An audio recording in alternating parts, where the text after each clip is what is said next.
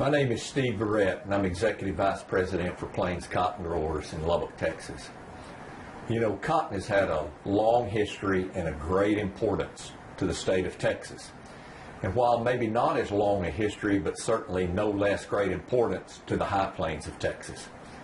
You know, annually we plant about 3.5 to 4 million bales of cotton a year here on the high plains of Texas, and an average crop, whatever that may be, is about 3.7, 3.8 million bales a year.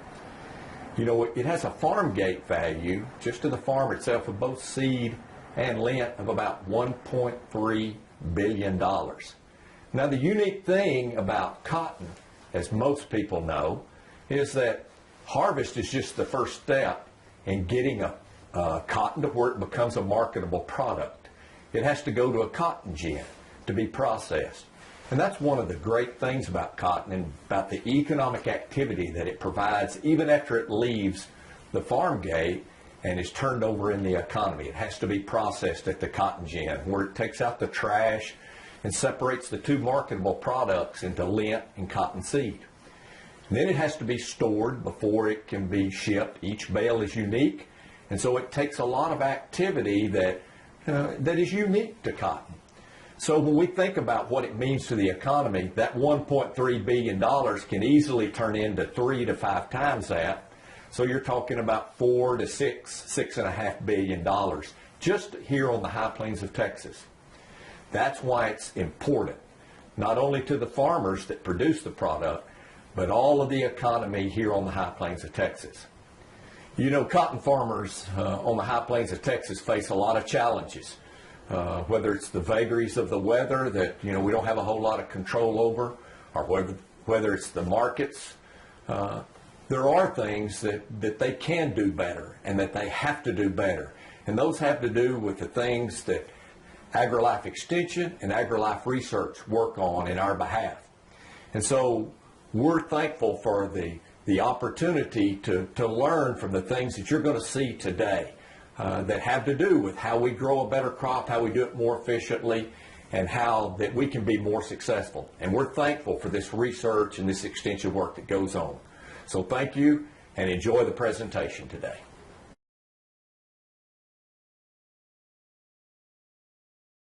My name is Mark Brown. I'm a county extension agent in Lubbock County. And in Lubbock County, we are primarily a cotton producing county. Typically, year in, year out, we'll produce about 270,000 acres of cotton production. In 2012, we noticed that in some of the counties that were surrounding Lubbock County, there began to be some resistant pigweed that showed up, or resistant careless weed. We have relied for years and years on the Roundup Ready technology system using glyphosate primarily to control these weeds. And then in 2012, we began to see that resistance that has occurred in earlier years throughout the southeast. And so then in 2013, in Lubbock County, in the middle of the growing season, I began to get reports from my producers that they were seeing a lot of weeds that they could not control using glyphosate. And so we knew that we were going into a problem in 2014. Sure enough, whenever we began the 2014 cotton planting season, we had some very difficult weather situations, and the weather created what you might call a perfect storm for this weed resistance issue that we had here in Lubbock County. What happened is that we were very dry going into the planting season, and on our dryland acres, they really weren't able to prepare that land like they would like to have because it was so critically dry. And we did not get a good planting rain until Memorial Day. And so it was late May. We were behind the 8 ball in terms of planting season, in terms of getting our acreage planted and getting those seeds rolled into the ground. And so that created a difficulty. And then we had a couple of big rains in behind that, flooding type rains. And so producers had difficulties getting their herbicide applications on in a timely manner. Consequently, we had a huge amount of careless weeds that producers had to battle all season long. Our producers began trying to control these weeds in season with different contact type herbicides, and also we spent huge amounts of dollars in terms of mechanical control or hoeing.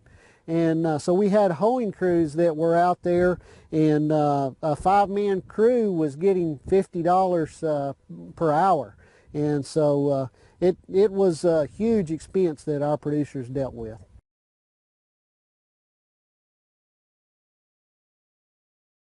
Effective and economical control of weeds has been an important part of cotton production on the high plains for many years. Through the years, there's been many changes in weed control practices and the means that producers go about to control weed pests. In the early days of cotton production in this area, prior to the development of herbicides, producers had to depend upon cultivation, tillage, and hand labor for control of weed problems. As we moved into the 1960s and the herbicide era began, many effective soil-applied herbicides were available for controlling the important weeds in this area, particularly Palmer amaranth, which is often referred to as generically as pigweed or sometimes even as careless weed. Palmer amaranth is a very common weed in this area. It has been for many years. It infests almost all cultivated acres. It has a lot of advantages that give it competitive advantages with the crop. It's able to come up as early as April or May early in the season and grow as late as September and October late in the season. It gives it potential to produce seed and reproduce over a long period of time. Each plant can produce a tremendous number of seeds. It's been estimated that a Palmer amaranth plant could produce as many as 500,000 seeds, so it doesn't take many weed escapes to really build up the population of Palmer amaranth in cropland. I think that's why we see such large numbers of weeds over an extended period of time. And again, producers depending upon herbicides and some tillage through the 60s and 70s and 80s.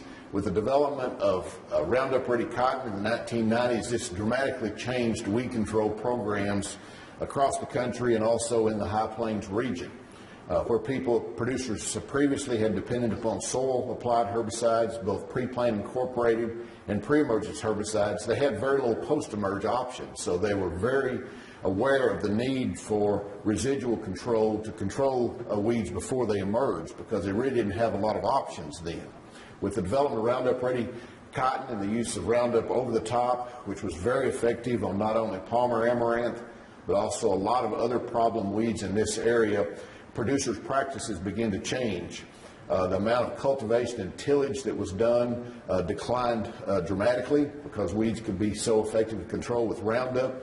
And then over time, the use of other residual herbicides declined as well, because producers quickly saw that they could, anytime they had weed emergence, just spray Roundup, and that did an effective job controlling Palmer amaranth as well as most other weeds. And this continued for several years. The first reports of Palmer amaranth resistance to glyphosate surfaced in the Mid-South and the Southeast around 2005, 2006. And we felt like maybe we were in a little bit better shape in this area, where people were still using some residual herbicides that maybe we would not have resistance problems. But these were first identified in 2011 and have continued to get more intense and severe in the subsequent years. So really we're back to a point now where we can't depend upon Roundup alone as a post-emerge treatment to really control all of Palmer amaranth. So therefore we've got to go back and kind of revisit what worked in the past in terms of controlling Palmer amaranth and cotton. If we look back in the pre-Roundup Ready era, if we take 1996 for example, a survey showed that about 91% of cotton producers in this region used a pre-plant herbicide such as trifluralin or prowl. About 20% of producers additionally used some type of a pre-emerge herbicide, and then they had very little post options. So that's what we've got to think and go back to, is what worked controlling these weeds before Roundup as a post option, and with resistant weeds we really don't have that post option anymore.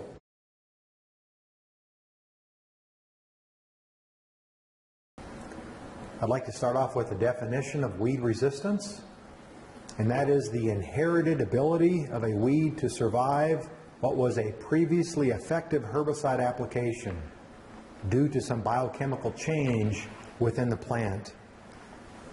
What we're talking about is a plant's ability to survive a previously effective herbicide application because of an altered site of action, because of enhanced herbicide metabolism, enhanced expression of the site of action, or it could be due to a change in uptake, translocation, or the compartmentalization of the herbicide, reducing translocation. Pest resistance or weed resistance is really nothing new. We've had some insects resistant to insecticides since the early 1900s. We've had various fungi resistant to fungicides since around 1940, and weeds resistant to herbicides as early as the 1950s. So the focus of this presentation is on weed resistance, but I think it's important to note that this really is not a new phenomenon. One of the sites that I like to go to find an update on the information regarding weed resistance is a site that's put out by the International Survey of Herbicide-Resistant Weeds, sponsored by the Weed Science Society of America. Recently I was at that site, and the site suggested that currently we have 437 unique cases or weed species by site of action interactions. Of those 437, 238 different weed species. Of the 238, the majority are dicots, or 138, but still a significant number of monocot, or grasses. Of the 25 known herbicide sites of action, we have resistance to 22 of those 25, to 155 different herbicides in 84 crops, 65 countries, and really the focus of this presentation is going to be on glyphosate. To date, we have 31 different weed species that are currently confirmed to be resistant to this herbicide. This table, although very busy, shows the different herbicide sites of action and those 437 different weed species. When I first started talking about glyphosate-resistant weeds well over 10 years ago, glyphosate resistance was well at the bottom of this chart. And you can see today that currently glyphosate, or the EPSP synthase inhibitors, are currently tied in the number 4 slot. Most of the weeds are currently resistant to the herbicide class of ALS chemistries, and you might know those herbicides by the names Ally or Pursuit or Staple. The number 2 group are the photosynthetic inhibitors. That would be atrazine, caparol, and Direx. The number 3 group is the ACC ACE inhibitors. That would be our post-grass herbicides like Select and Post Plus, and their number 4 is our Roundup category. I'd also like to point out, also tied for Roundup, are these synthetic auxins. So when we talk about some of the new technologies, I think it's important to point out that we currently do have some weeds already resistant to that group, and I think it's going to be really the stewardship of those new technologies that will allow them to last well into the future. Currently in Texas, there are 7 different weed biotypes that have been confirmed to be resistant to herbicides. The first resistance occurred in 1989. The herbicide was Oust, which is an ALS inhibiting herbicide. The weed was ryegrass. We also have barnyard grass, Palmer amaranth resistant to the PS2 inhibiting herbicides like atrazine, kochia, Johnson grass, and then most recently tall water hemp in central Texas resistant to glyphosate confirmed in 2006, and then Palmer amaranth or Palmer pigweed or careless weed has been confirmed to be resistant on the high plains of Texas as early as 2011, and there's speculation that there are some other weeds to other herbicides that have yet to be confirmed to date. This is a list of the 31 different weed species currently confirmed to the herbicide Roundup. And I know this table is very busy, but there's really just a couple of points that I'd like to make. First of all, the first confirmed case of resistance to glyphosate occurred in 1997, and then many weeds have been confirmed as recently as 2014. The top weed on this chart is the Palmer amaranth, and the resistance has occurred in a number of states. This is a schematic that attempts to show how weed populations that are resistant to herbicides starts to develop over time. And typically when we're diversified in our weed management program and we're using a broad spectrum of herbicides, including some dinitroanilins, this one weed species would unlikely emerge and produce seed for next year's population. But if our weed management strategy is solely based on the use of glyphosate, this one plant may survive and set seed, so the second year we've got a few more weed species now that are resistant to glyphosate. By the third year, our population is about 10% of the resistant type. By the fourth year, our field may be around 30% resistant. And the experts suggest that fields that are less than 30% resistant may actually fly under the radar of a producer recognizing that there is something different that has occurred in the field. And I would hope that we can do far better than that, knowing that resistance now is occurring throughout the United States to a number of weeds to the herbicide glyphosate or Roundup. And then by year 5 and beyond, populations could be as great as 95 and 98% resistant.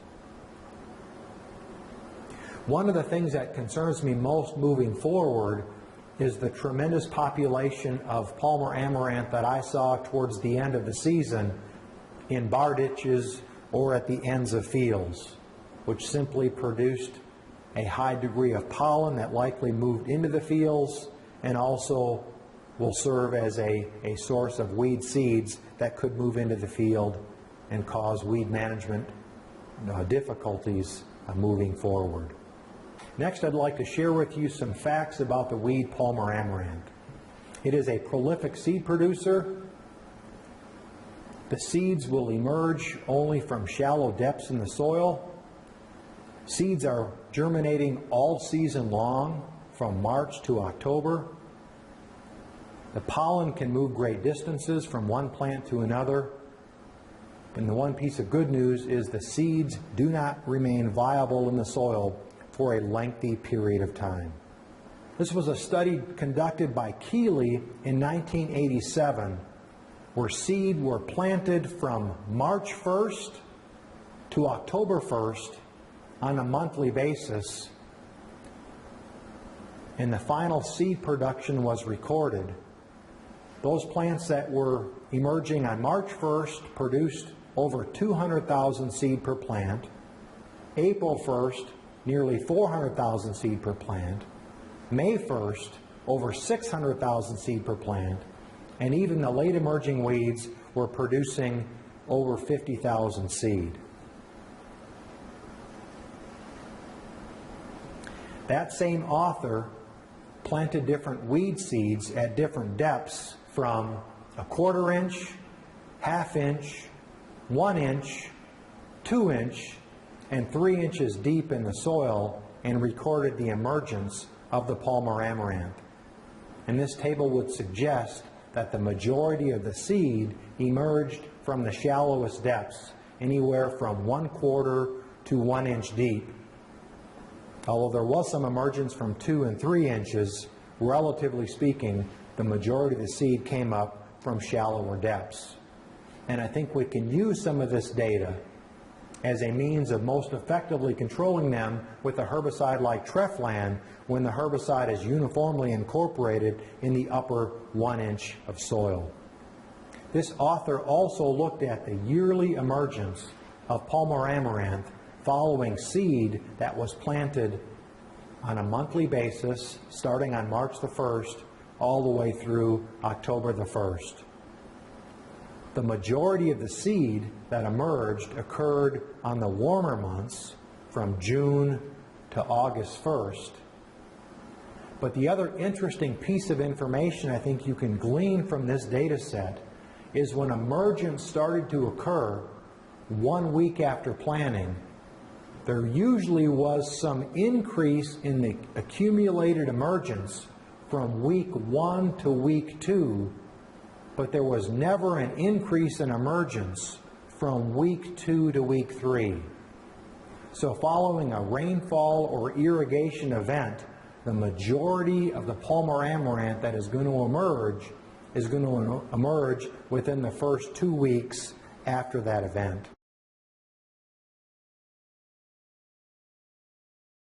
It's a weed that grows quickly and it has a tremendous reproduction potential.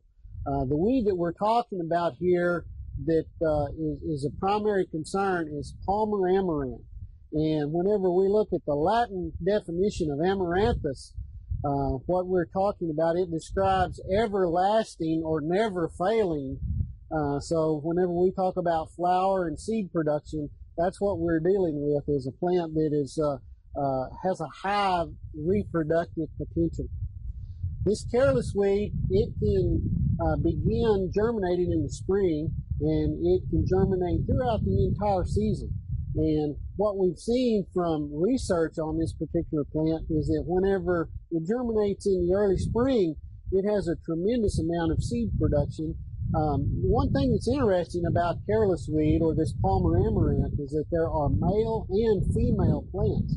One individual female plant, if it germinates early in the season, can produce more than 600,000 seeds for that plant. That's more than 500,000 seeds. So we're dealing with an incredible reproductive potential. So it gets to be a numbers game. Whenever we're trying to manage this weed, if we don't get 95% control, then what few plants we leave out in the field still gives us a tremendous potential for that seed bank to occur for the next year. So it can be a real problem.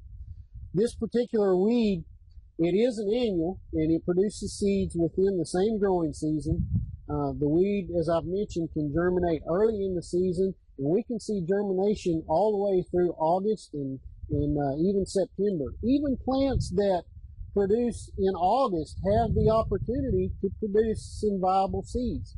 Also, when we talk about reproduction capability, the pollen can move about 300 meters and still be viable. That's about 1,000 yards. The trick here for careless weed management is going to be controlling these weeds as best we can using multiple modes of action, and we need to think about the concept of zero tolerance, so that if we can maintain these clean fields for a matter of a couple of growing seasons, we can really get a handle once again on managing these resistant careless weeds.